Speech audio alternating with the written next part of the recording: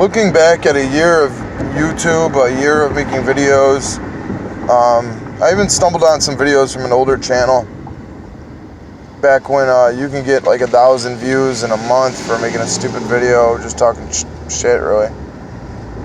It's not like that anymore. And if there were an overarching theme or overwhelming theme of the channel, or just listening to myself talk, and listening to yourself talk online and what you're going to be saying online in my life and my situation is pretty much the same thing I say in real life. I think that when you're talking to somebody in real life, they kind of they can misunderstand you, but a little less than when you're in making videos. Lives are better. You can correct them, but I can no longer do lives. But the overarching feeling that I've got for myself, I try to look at myself as if I didn't know myself, so that when you see somebody else, you can see their flaws, but they can't. Just like others can see yours a little better than you can yourself, for whatever reason that is. If we have this ego that's built in to try to let us do mental gymnastics to make ourselves feel like we're not the worst human being in the world. Even if we aren't, we tend to downplay our shortcomings. But in my opinion, I've looked at my videos and it's an overwhelming feel of quiet desperation, or not necessarily a cry for help, but just a feeling, and I don't just say this for me. For a lot of the people I hear and see on YouTube who do streams, who talk about the situation, who talk about what's confronting us in the year 2019, soon to be 2020, and it's a powerless feeling. Many people feel powerless. Many people feel like things are definitely getting worse. Trump did not put a stop to the progression of, the direction of the way things are. The president's changed policy stays the same. I guarantee you, I can't guarantee anything, but if I were to gamble, I would say that when Trump's second term, when he's got the second term locked up and he's the president for 8 years, no longer has to worry about another election, there will be a different look to this presidency. It might involve Iran, it might involve Syria. They might switch the script on Syria. I mean, they're doing so many covert things that the president probably, honestly, isn't even aware of, let alone could control, let alone would want to stop if they were the wrong thing. Now, the wrong thing to me is when we go in and destroy a country called Syria, or inspire people to, not just inspire, but literally pay people to fight in ISIS. I mean, McCain's over there shaking hands with ISIS, saying we need to fund them so that they could what? Rape and pillage the whole countryside of Syria? Pour in from Turkey, which we know is a stronghold of, I don't even want to say it, but maybe like there's the Duma or whatever that's called, the remnants of Sebtai Tzvi's influence when he created a faction of Jews that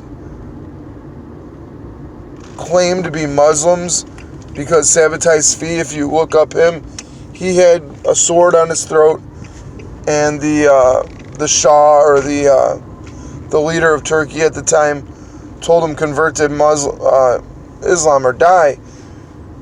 This man was very influential in the world, and his whole thing was redemption through sin. He's been so influential on the world, I think many people don't know it, but he was the first guy to say he was the Messiah. Well, maybe not the first. The largest, with the largest following of Judaism. I think they said half the world's Jews in the year 1670, because he started proclaiming that he was Messiah in 1666. And that number was very, the 666 had Christians at that time thinking, okay, this is a sign, and there was a lot of religious fervor, and you had him coming out and saying, there's two ways to make God's hand come down on, to force God's hand. One, we all be good.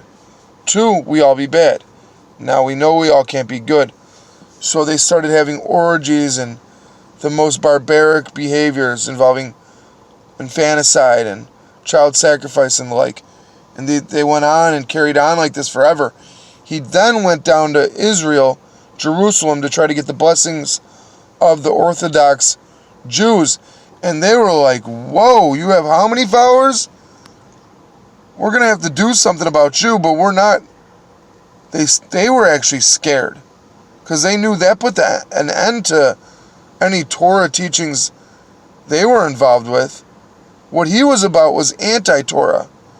Now, if Torah is the first 5 books of the Bible, he was anti-Bible.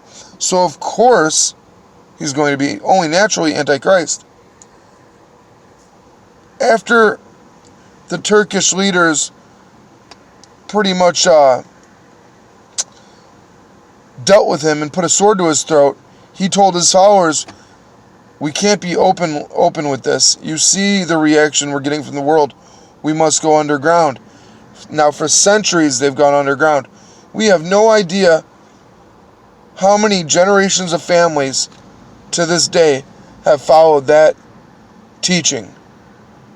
There was another man came after him named Jacob Frank. They called him Sabbatean Frankist, after Sabbatai Tzvi and Jacob Frank. So we have generations of very powerful people who do very nasty things and think that that's the way to, I don't know, bring about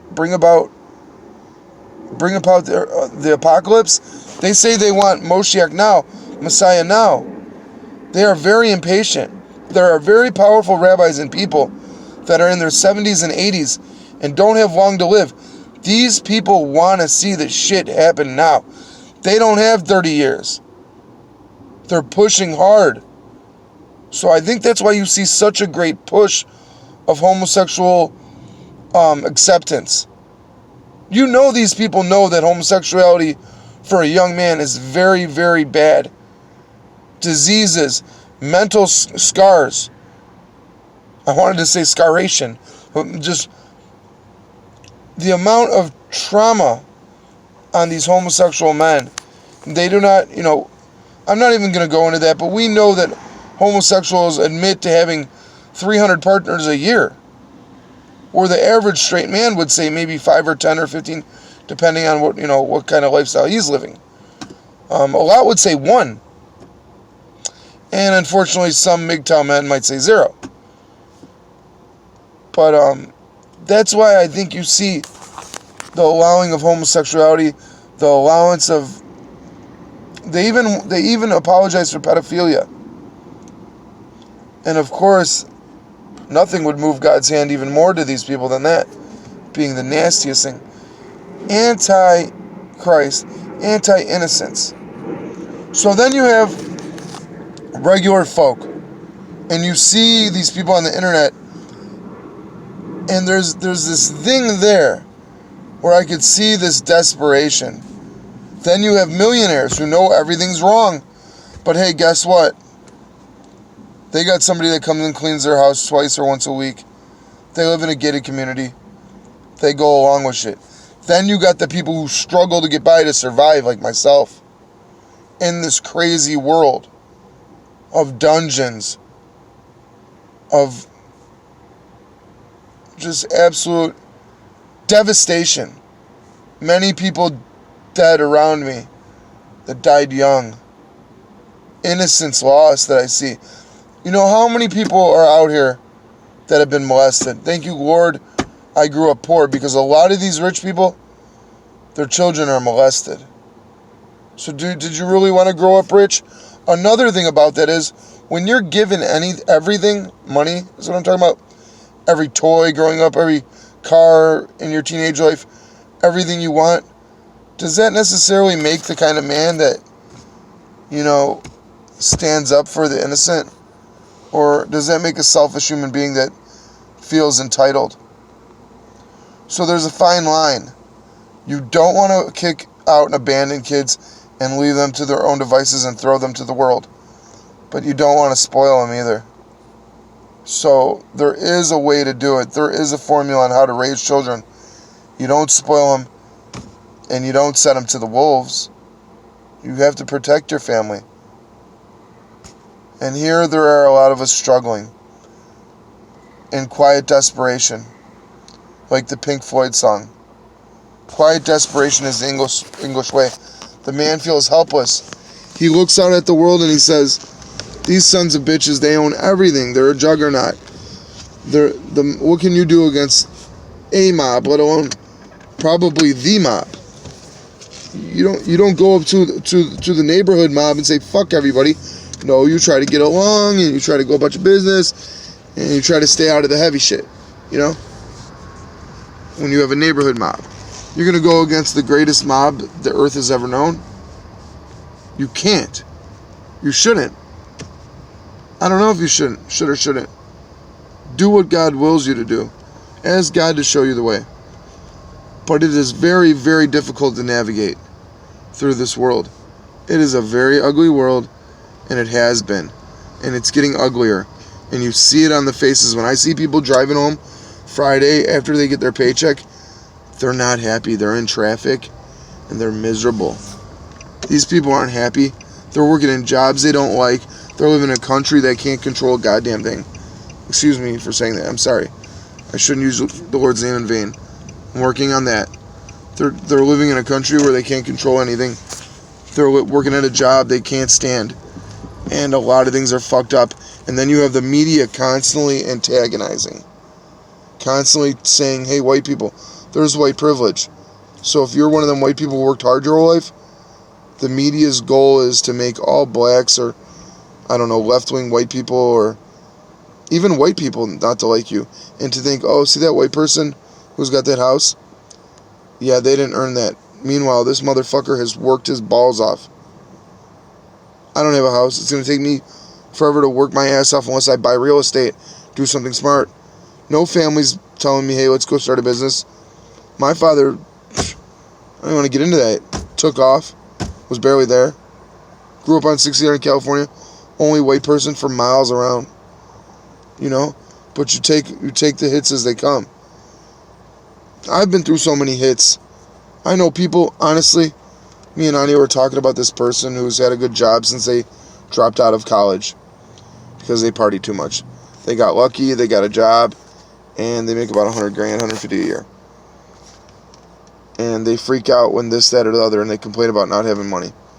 And she said, David, if this is somebody that's close to her, if he had to deal with what you had to deal with, dude, I'm afraid he might kill himself.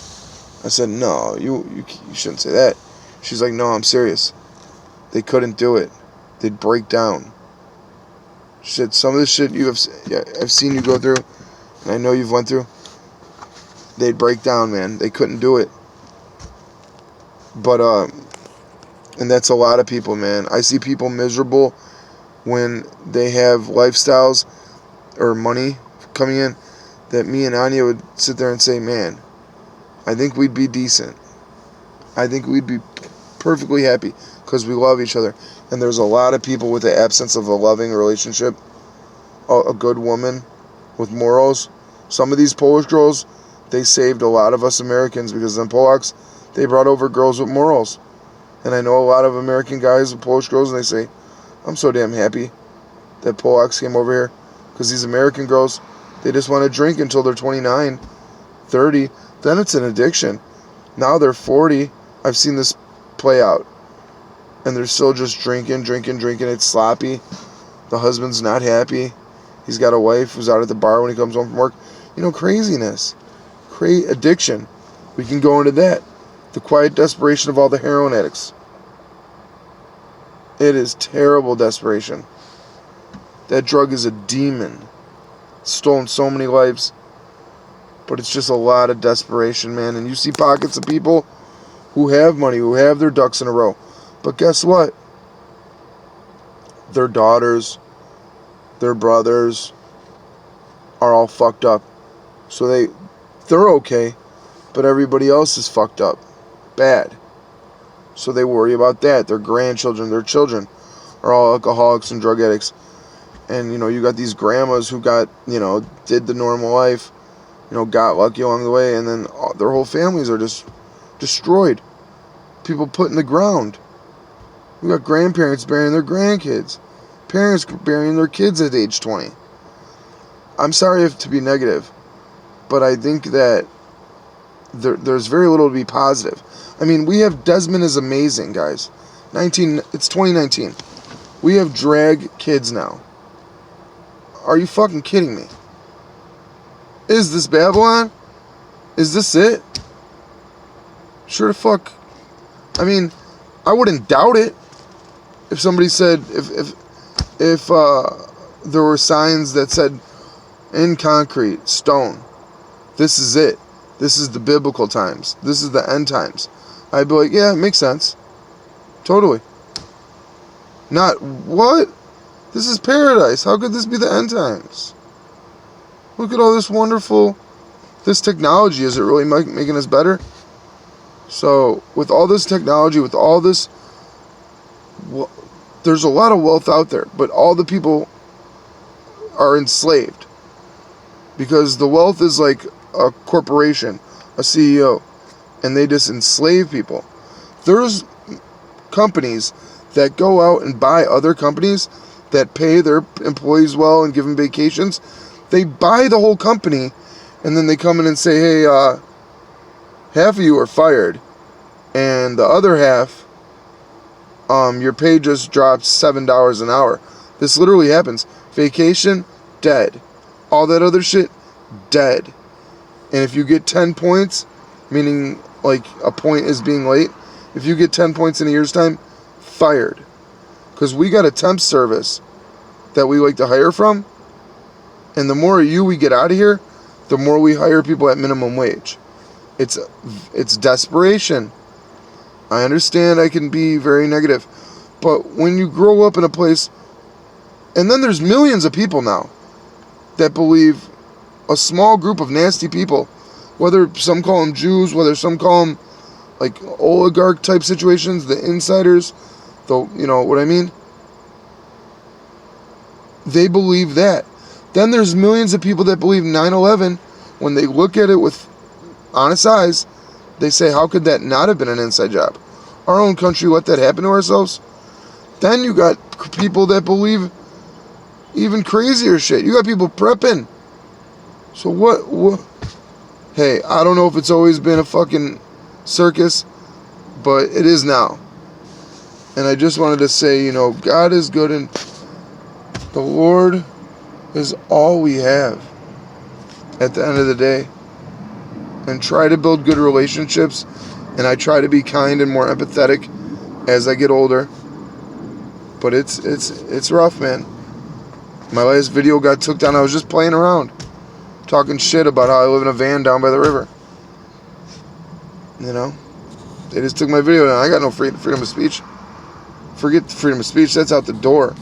It's all out the door. Anything can happen right now. Trump called it the quiet before the storm. He might not have been bullshitting. That second term, Iran's on the fucking hit list. It's number one. I think Iran, North Korea, and I think maybe Libya or another country they blew up, like Iraq. They didn't have central banks. And another idea I had, well, why don't they want Iran having this nuclear technology so bad? And North Korea. And then you think about nuclear power, how cheap it is compared to coal. You have to constantly buy coal to keep those power plants running. You have to have a supply line or deposits. Now, North Korea, they say, look at North Korea from space. Only the capital city of Pyongyang, or however you say it, is lit up. Oh, I was like, well, if they had a nuclear power plant or two, that'd be all right. They just get a couple of them uranium bars or whatever they're called. Plutonium, I think it's uranium. It heats the water. The byproduct is steam. Spins the turbines. You have electricity, like an alternator in your car. Maybe they don't want Iran to be able to make medicine.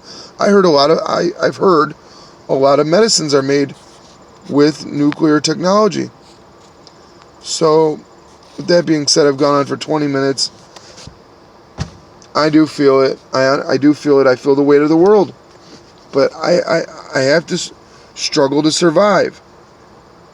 They kick me when I'm down. I've been kicked when I was down before. With nobody to lend a hand to pick me up. But the Lord. So everybody, God bless.